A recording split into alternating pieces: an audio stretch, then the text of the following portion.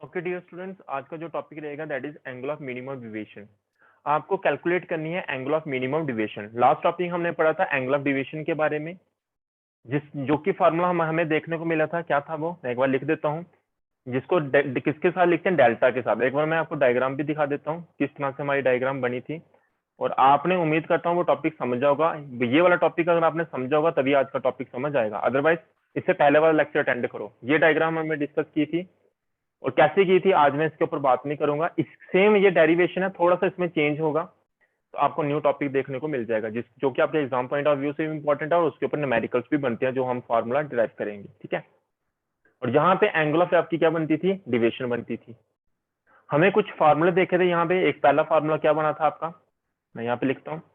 एक फार्मूला बना था आपका डेल, यानी कि angle of deviation plus angle of prism, किसके बराबर था आपका, R1 प्लस R2 के।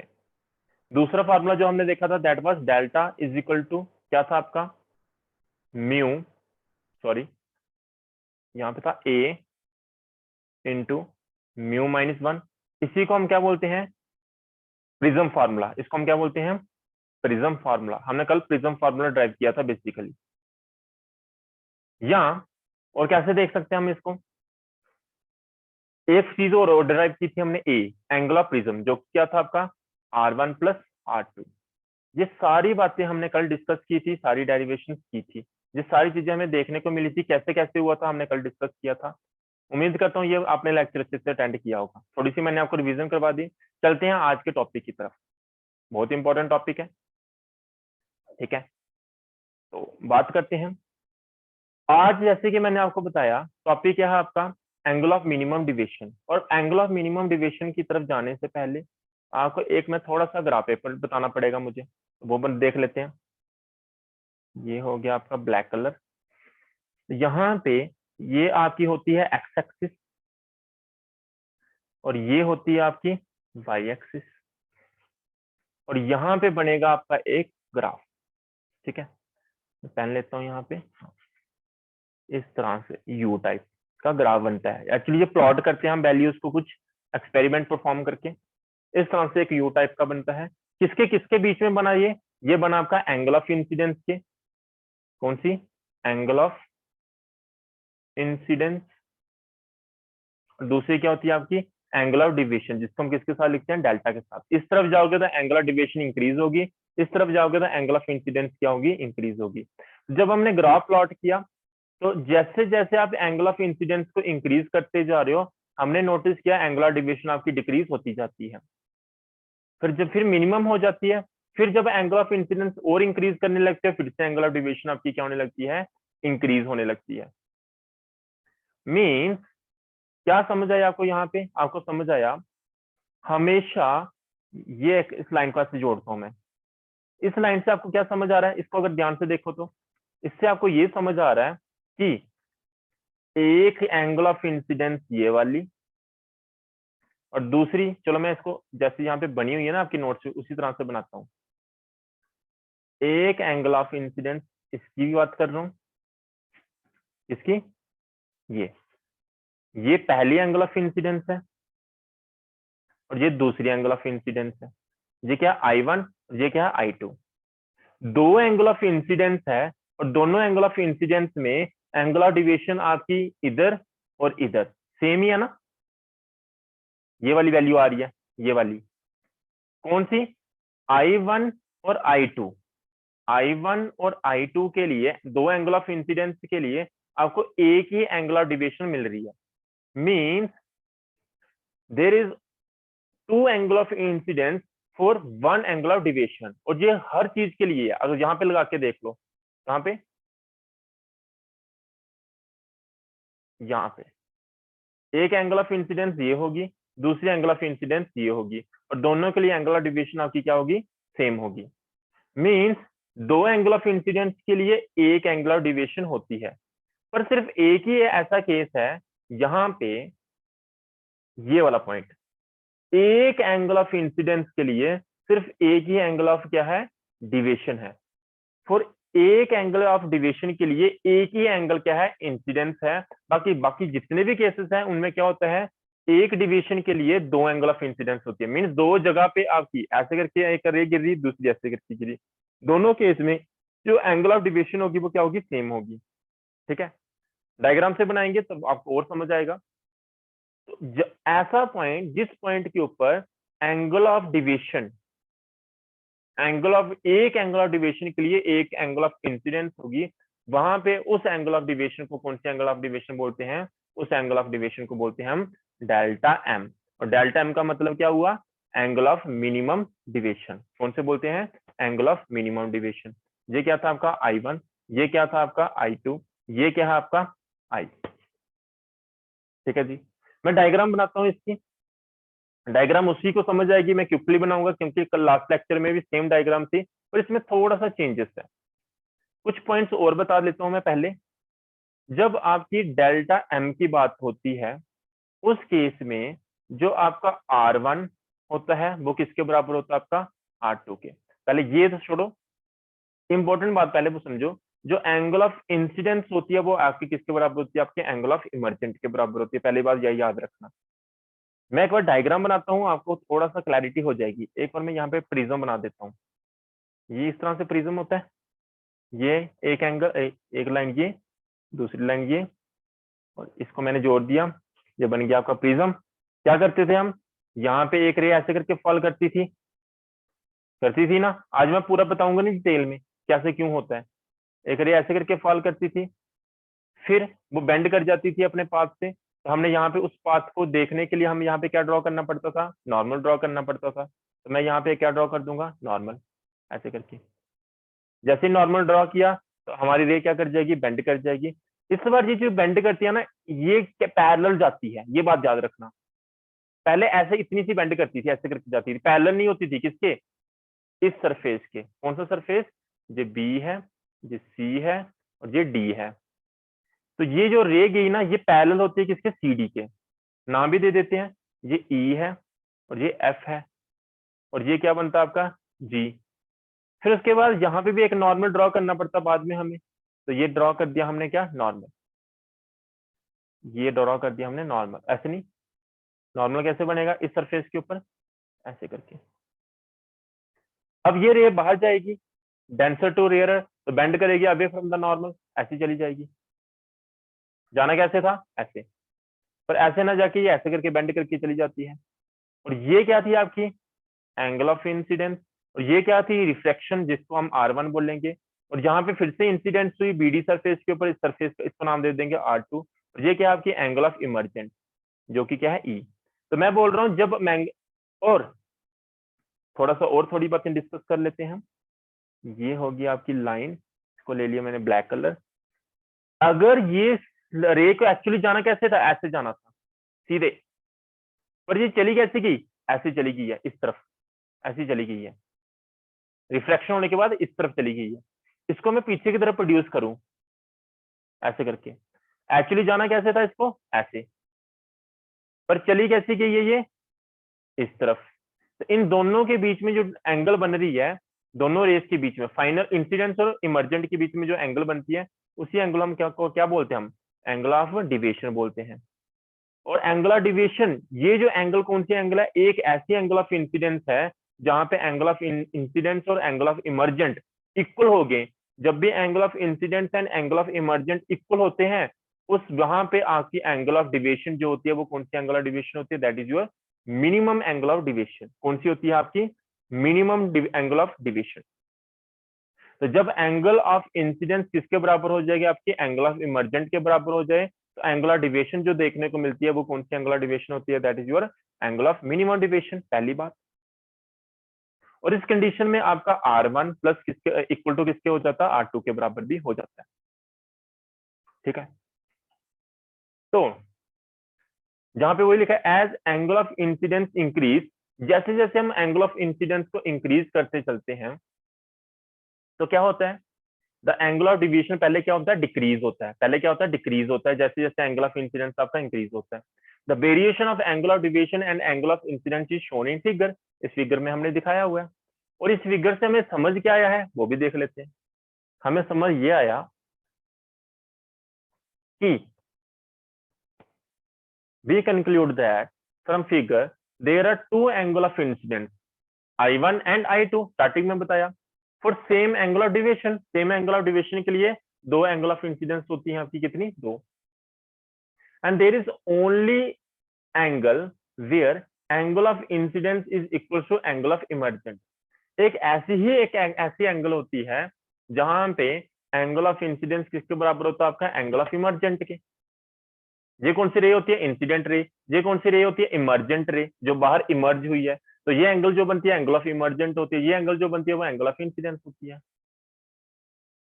Is equal to angle of emergent at this point only one incidence angle for angle of deviation. एक इंसिडेंस एंगल होगी किसके लिए? एक एंगल ऑफ डिविएशन के लिए, अदरवाइज दो एंगल ऑफ इंसिडेंस होती हैं। और इसी एंगल को हम क्या बोलते हैं? इस कंडीशन में जो आपको डिविएशन मिलती है उसको हम कौन सी डिविएशन बोलते हैं? मिनिमम डिविएशन बोलते हैं, एंगल ऑफ मिनिमम डिविएशन बोल देते हैं। ठीक है, अब सनेस लॉ लगाओगे किस पॉइंट के ऊपर? एफ पॉइंट के ऊपर। तो क्या हो जाएगा? Sine I upon sine R1 किसके बराबर आएगा? आपका μ2 अपॉन μ1, क्योंकि रे कहां से जा रही है? फर्स्ट मीडियम से सेकंड मीडियम में। दूसरी बार आप सनेस लॉ लगाओगे किस सरफेस पे? इस सरफेस पे। तो क्या आ जाएगा आपके पास? Sine R2 upon sine E। Ray कहां से जा रही है? सेकंड मीडियम से फर्स्ट मीडियम में। तो क्या आएगा? μ1 अपॉन μ2 किसके बराबर? Sine R2 upon sine E। Equation second हो जाएगी। अब क्या कर दो, अब ये कौन सी किसकी बात करें हम? एंगल ऑफ मिनिमम डिविएशन की। तो एंगल ऑफ मिनिमम डिविएशन में क्या होता है? Angle I equal to angle E होता है। So refractive ray inside the prism is parallel. तो ये रे क्या होगी? पैरेलल होगी। रिफ्रैक्टिव रे जो प्रिज्म के अंदर है ये क्या होगी? पैरेलल होगी किस सरफेस के? सीडी सरफेस के। दिखा देता हूं मैं, अगर आपको नहीं दिख रहा है तो ये इसकी बात कर रहे हैं हम। ठीक है, ये जो इंसिडेंट जो प्रिज्म के अंदर रे है, रिफ्रैक्टेड रे है, ये किसके पैरेलल हो जाती है? सीडी के। क्यों? क्योंकि एंगल ऑफ इंसिडेंस किसके बराबर? आपका एंगल ऑफ इमर्जेंट के बराबर है। वहां पे वही लिखा है। मल्टीप्लाई कर दो इक्वेशन कौन सी? First and equation second. Equation first आपकी ये वाली है, इक्वेशन सेकंड आपकी ये वाली है। दोनों को मल्टीप्लाई कर दो, क्या हो जाएगा?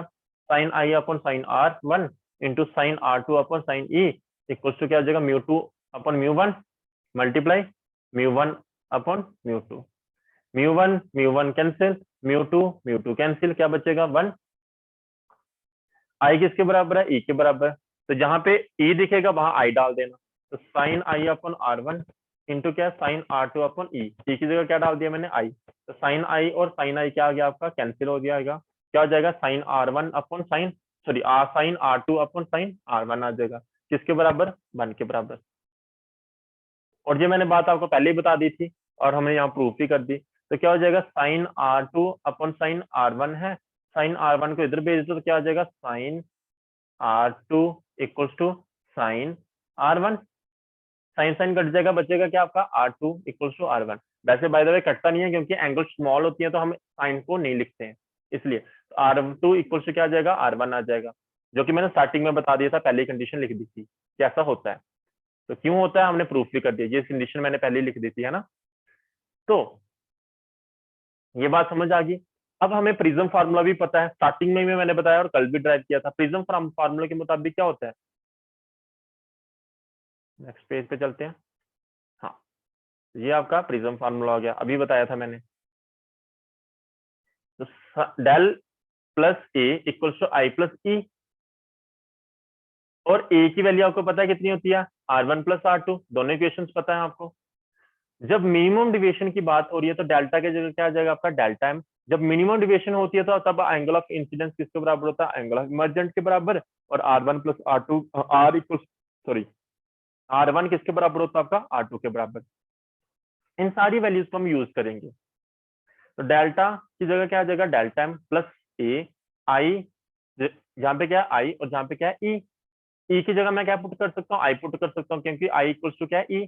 तो क्या हो जाएगा? आई प्लस आई, ये हो जाएगी। और जहाँ क्या हो जाएगा? 2i इक्वल्स टू क्या है? डेल्टा एम प्लस ए। 2 को इस तरह भेज दो तो आई किसके बराबर आ जाएगा? डेल्टा एम प्लस ए अपॉन 2। ये एक इक्वेशन होगी आपकी, ये वाली, ये एक इक्वेशन होगी। सिमिलरली अब आप जाओगे किसके पास? ये वाली कंडीशन के पास। ठीक है, A is equal to R1 plus R2। तो ये बात भी आपको पता है कि R1 इक्वल टू किसके बराबर होता है आपका, R2 के बराबर, जब मिनिमम डिविएशन की बात हो रही होती है। तो क्या हो जाएगा, A इक्वल टू क्या हो जाएगा, R प्लस R आ जाएगा। क्यों, क्योंकि मैंने मान लिया R1 equal to R2 equal to क्या है आपका R है। तो A किसके बराबर आ जाएगा आपका, R प्लस R आ जाएगा। तो क्या हो जाएगा, 2R इक्वल टू A हो जाएगा। R किसके बराबर आ जाएगा आपका, A अपन 2। ये होगी आपकी नेक्स्ट इक्वेशन। समझ आ रही होगी बात आपको, है ना। ठीक है, ये एक इक्वेशन होगी आपकी और ये दूसरी होगी। एक सेकेंड, हाँ, इन दोनों इक्वेशंस को आपने पुट कर देना है कहाँ पे, ऐसा लगा दो, म्यू किसके बराबर होता है आपका, sine I upon sine R. I की वैल्यू भी पता है आपको, ये है, और आर की वैल्यू भी पता है आपको, क्या है, ये है। दोनों वैल्यू को सब्स्टिट्यूट कर दो तो म्यू किसके बराबर आ जाएगा। बहुत इंपॉर्टेंट फार्मूला, ये न्यूमेरिकल्स पे आते हैं यहाँ से। तो आई क्या की जगह क्या लिख दोगे, ए प्लस डेल्टा एम अपन 2, और साइन क्या होता है आपका, साइन आर, आर की जगह क्या आ जाएगा, ए अपन 2। तो ये आपके पास क्या आ गया, फार्मूला आ गया। उम्मीद करता हूँ ये फार्मूला आपको समझ आएगा, it is very very important. ठीक है, न्यूमेरिकल्स भी आए, न्यूमेरिकल्स देख लेना आप, मैं आपको यहाँ पे दिखा देता हूँ, पीडीएफ में होंगे। बस कुछ भी नहीं है, सिंपल सिंपल चीजें हैं। अगर आपको नहीं समझ आएगी तो मुझे पूछ लेना, न्यूमेरिकल्स, ये सारे न्यूमेरिकल्स है, इनको देख लेना, एग्जाम में क्वेश्चन आता है। ठीक है, सिर्फ वैल्यू पुट करनी है, क्वेश्चन दिए हुए हैं, लेकिन कुछ समझ नहीं आएगा तो मुझे पूछ लेना। ठीक है, आपके पास नंबर तो है मेरा। देखिए न्यूमेरिकल है, और ये जूम कर दूं, इजी इजी न्यूमेरिकल है बहुत ज्यादा ये। ठीक है, इनको देख लेना। इसी के साथ ये वाला सब यूनिट कंप्लीट हो गया, बाकी सारे टॉपिक मैंने पहले ही आपको पढ़ा दिए हैं। तो ये टॉपिक आपका पूरा चैप्टर खत्म हो जाता है इसी के साथ। अच्छा, एंगल आपका एक टॉपिक और छूटता है, वो देख लेते हैं क्या है। हाँ, ये पढ़ा दिया मैंने, डिस्पर्शन ऑफ लाइट, ये सारा कंप्लीट हो चुका है आपका। फिर ये टॉपिक बचा था आपका, आई थिंक, हाँ, ये बचा है, इसको कंप्लीट कर लेते हैं। एंगुलर डिस्पर्शन क्या होता है, what is angular dispersion. The angular dispersion produced by prism for a white light is difference in the angular deviation of two extreme colors, that is violet and red. आपको पता ही है एक बात, क्या बात पता है आपको, ऊपर की तरफ जब भी प्रिज्म से लाइट रे जाती है, ऊपर की तरफ कौन सा कलर होता है, रेड, और नीचे की तरफ कौन सा होता है, वायलेट, है ना, ऐसा ही होता है। ओके, तो मैं यहाँ पे बनाता भी हूँ ताकि आपको दिख जाए। एक सेकेंड, ये मैंने बना दिया प्रिज्म। ठीक है, ओके, और ये मैंने रे ले ली एक, और ये रे ऐसे जाती है, और यहाँ से बहुत सारे कलर्स निकलते हैं। पहला मान लीजिए ये रेड निकला, और लास्ट वाला जो निकला, सॉरी और कलर ले लेते हैं, लास्ट वाला आपका निकला वायलेट कलर। ऐसे करके ये दिखेगा नहीं, मैं कोई कलर और ले लेता हूँ, ब्लू कलर ले लिया, वायलेट समझो, तो ये ले लिया दूसरा कलर, ऐसे करके डाइवेट किया होता है। और रे को एक्चुअली जाना कैसे था, रे को एक्चुअली जाना था ऐसे, और यहाँ पे हम डिविएशन की बात कर रहे हैं, तो रेड कलर ये एंगल बना रहा है, एक सेकेंड, रेड कलर इतना डाइवेट किया है, और ब्लू कलर ऐसे है ना, इतना डाइवेट किया है। एक्चुअली मैं अगर सही में मायने में देखूं, इसको मैं ऐसे करके प्रोड्यूस करता हूँ, ये रे ऐसे जानी थी ना, ऐसे, तो यहाँ पे रेड कलर ने इतना एंगल डाइवेट किया है, और ब्लू कलर यानी कि वायलेट कलर इतना एंगल डाइवेट किया है। ये रेड कलर की बात हो रही है, वायलेट कलर की बात हो रही है। अब इन दोनों का सब्ट्रैक्ट कर लो, del V minus del R, और दोनों में जो डिफरेंस मिलेगा उसी को हम क्या बोल देंगे, एंगुलर डिस्पर्शन बोल देंगे। यहाँ पे वही तो लिखा है, क्या लिखा है, the angular dispersion produced by prism, prism के द्वारा किसकी डेविएशन हुई है, एंगुलर डिस्पर्शन हुई है आपकी व्हाइट लाइट की। For a white light is a difference in, किसके बीच में डिफरेंस होता है, is difference in the angular deviation of two extreme colour, difference in the, किसके बीच में, दो एक्सट्रीम कलर, एक्सट्रीम कलर एक रेड होता है, दूसरा ब्लू वायलेट होता है, is the difference in the angle of deviation, ये एक एंगल ऑफ डिविएशन है, दूसरी एंगुलर डिविएशन आपकी ये है। एंगुलर डिविएशन क्या होती है? इंसिडेंस और इमर्जेंट के बीच में जो एंगल होती है डाइवेट हुई हुई, उसी को हम क्या बोलते हैं? Deviation. The angular deviation of two extreme colour violet and red, उसी को हम क्या बोलते हैं? एंगुलर डिस्पर्शन बोलते हैं, जिसको हम किसके साथ लिखते हैं? थीटा के साथ लिखते हैं, थीटा के साथ। ठीक है, ये देखिए, तो del V minus del R, del V minus theta किसके बराबर होगा आपका? Del V minus del R हो जाएगा। डेल वी की वैल्यू कैसे लिख सकते हो आप? डेल वी क्या हो जाएगा? एंगुलर प्रिज्म सेम रहेगा, इसका रिफ्रैक्टिव इंडेक्स म्यू वी होगा माइनस 1 होगा। फिर माइनस आर लिखना है तो ये भी ए होगा, तो म्यू किस कौन सा रिफ्रैक्टिव इंडेक्स का? रेड कलर का, माइनस क्या होगा? 1। ब्रैकेट्स ओपन कर दो तो क्या हो जाएगा? ए, ब्रैकेट ओपन करनी है तो एक सेकेंड, हाँ, तो क्या हो जाएगा? A mu V minus A mu R plus A, A cut जाएगा, दोनों में ए कॉमन है तो अंदर क्या बचेगा? Mu V minus mu R, ये इक्वेशन बन जाएगी। नेक्स्ट टॉपिक आपका डिस्पर्सिव पावर, ये भी समझ लो, और इसी के साथ ये सारा टॉपिक आपका सब यूनिट कंप्लीट हो जाएगा। डिस्पर्सिव पावर क्या कहती है? What is dispersive power? It is the ability of prism to cause dispersion. ये एबिलिटी होती है किसकी? प्रिज्म की। ये मींस कितनी डाइवेशन डिविएशन कर सकता है, कितनी डिस्पर्शन ऑफ वाइट लाइट कर सकता है एक प्रिज्म, उसी को हम क्या बोलते हैं?